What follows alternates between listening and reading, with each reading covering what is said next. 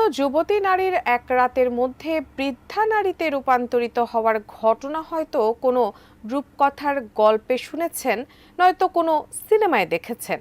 কিন্তু যদি শোনেন বাস্তবেই এমনটা ঘটেছে, তাহলে কি বিশ্বাস করতে পারবেন? এবার এমনই এক অবিশ্বাস্য ঘটনার বিস্তারিত জানাচ্ছেন পলাশ খান।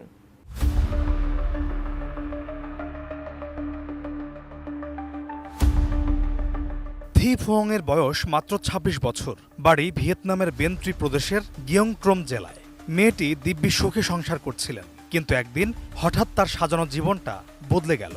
খুব আগ্রহ নিয়েই সামুদ্রিক খাবার রান্না করেছিলেন থি ফোং এ।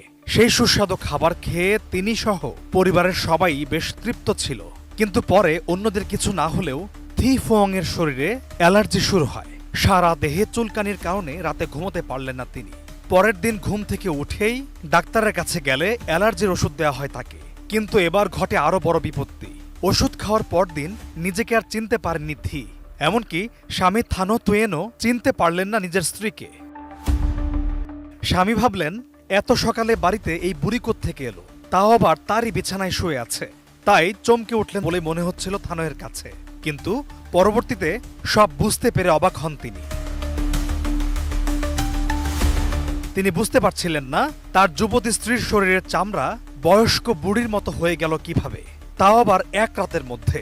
এরপর তিনি স্ত্রীকে নিয়ে অনেক চিকিৎসকের কাছে যান, বহু চিকিৎসকের পরামর্শে ওষুধও ব্যবহার করেন, কিন্তু শেষ পর্যন্ত কোনো সমাধান মেলেনি।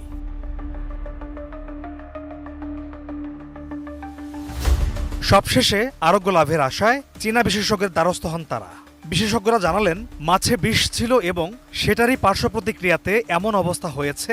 তারা যে ওষুধ দিলেন তার অনেক দাম।